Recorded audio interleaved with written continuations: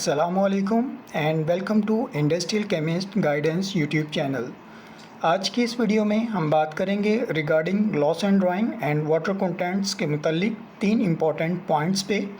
सबसे पहले हम बात करेंगे the basic difference between loss and drying and water contents during the analysis of raw material. Second point of discussion is the importance of loss and drawing and water contents, and the last one we will discuss कि आपने किस तरीके से ये decide करना है कि किस मटेरियल को आपने LOD अप्लाई करना है और किस मटेरियल पे आपने वाटर कंटेंट्स का टेस्ट जो है वो अप्लाई करना है। So let's start the video. Loss and drawing और वाटर कंटेंट्स के डिफरेंस को समझने के लिए सबसे पहले हम जो है वो LOD की डेफिनेशन पे बात करेंगे।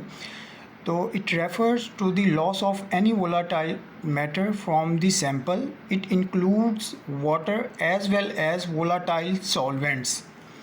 ठीक है, इसका मतलब ये हुआ कि जो आपने LOD लगानी है उसमें आपने किसी भी सैंपल के अंदर जो उसका वाटर है उसको आप एनालिसिस करते हो, प्लस में आप मैन्युफैक्चरिंग के दौरान मुख्तलिफ जो सॉल्वेंट्स यूज़ होते हैं, वोलाटाइल सॉल्वेंट उसमें शामिल होते हैं, तो ये उसको भी यानी कि जो है फाइंड आउट करता है। दोनों को कंबाइंड जो है रिज़ल्ट्स आपको LOD की मदद से जो है वो मिलते हैं। सेकंड जो इसमें इम्पॉर्टेंट चीज़ है जो आपने याद रखनी है वो ये है कि loss and drying is a indefinite physical test performed in an oven. ठीक है, और this technique is use to find the water of crystallization attach in a molecule.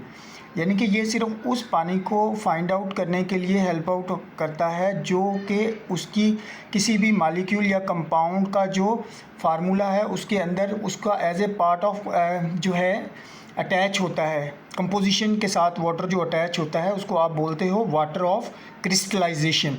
तो ये वाटर ऑफ क्रिस्टलाइजेशन को जो है वो फाइंड आउट करता है, और इसको हमेशा जब आप ओवन में अगर परफॉर्म करते हैं तो ओवन का जो टेम्परेचर है आपने उस मालिक्यूल के जो मेल्टिंग पॉइंट है उससे आपने उसको मेल्टिंग पॉइंट से कम टेम्परेचर पे जो है ओवन को सेट करना होता है। उस रीज़न ये होती है कि अगर आप उसके मेल्टिंग पॉइंट या उससे ज़्यादा के टेम्परेचर पे उसको सेट करेंगे ओवन पे तो आपका जो है वो कंपाउंड या मालिक्यूल जो है वो वहाँ पे मेल्ट हो जाएगा। तो इसलिए ओवन में आपने उसका टेम्परेचर जो है उसके मेल्टिंग पॉइंट से कम पे आपने उसको सेट करना है।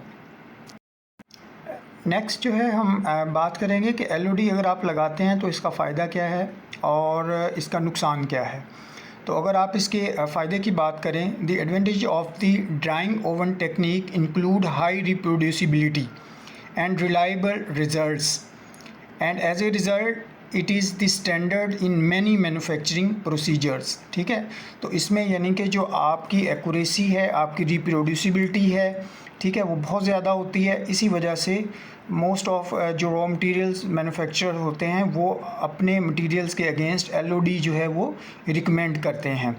और अगर इसके नुकसान की बात की जाए कि LOD क्यों नहीं लगाना चाहिए, तो उसका नुकसान सिर्फ यही है कि ये एक जो है टाइम कंज्यूमिंग प्रोसेस है। क्योंकि रूटीन में जब आप किसी भी चीज़ का LOD लगाते हो तो आपने ऑब्ज़र्व किया होगा कि वो 2 घंटे, 3 घंटे, 4 घंटे के लिए उसमें एक टाइम लिमिट होती है कि आपने इस टेम्परेचर पे ओवन के अंदर इसको मटेरियल को जो है वहाँ पे स्टे करवाना होता है। तो ओवरऑल जब आप प्रोसेस के टाइम को कैलकुलेट करते हो तो आपको कोई 4 से 5 घंटे जो है वो नॉर्मली जो है LOD के लिए वो रिक्वायर्ड होते हैं। तो ये चूँकि टाइम कंज्यूमिंग प्रोसेस है, सिर्फ यही इसका जो है एक डिसएडवांटेज है एज़ कम्पेयर टू अगर हम दूसरी टेक्निक की जो बात करेंगे नेक्स्ट उसमें, तो आपको आइडिया हो जाएगा कि ये बहुत ज़्यादा टाइम कंज्यूमिंग है as compare to water contents जो आप टेस्ट करते हो ऑन कॉलफिशर पर। नेक्स्ट जो है हम बात करने जा रहे हैं वाटर कंटेंट्स, और समटाइम इसको आप मॉइस्चर कंटेंट्स भी कहते हैं। तो वाटर कंटेंट्स जो है is determined by Karl Fischer titration method and it's finds the water contents in the sample that is also called moisture contents. ठीक हो गया। सेकंड ये कि Karl Fischer only finds the porous moisture और environmental moisture due to hygroscopic nature of the material. ठीक है, आपको पता है कि हर मटेरियल की एक जो है वो नेचर होती है। कुछ मटेरियल जो हैं वो स्लाइटली हाइग्रोस्कोपिक होते हैं, कुछ हाइग्रोस्कोपिक होते हैं, कुछ बहुत ज़्यादा वेरी हाइग्रोस्कोपिक होते हैं, यानी कि वो इन्वायरमेंट से मॉइस्चर और वाटर को एब्जॉर्ब करते हैं। तो जो कोएफिशिएंट होता है ये सिर्फ जो आपके मटेरियल की जो नेचर है, जो वो इन्वायरमेंट से मॉइस्चर या वाटर को एब्जॉर्ब कर रहा है, सिर्फ उस वाटर को ये फाइंड आउट करता है। इसको आप पोर्स जो है मॉइस्चर की टर्म जो है इसके लिए यूज़ करते हैं।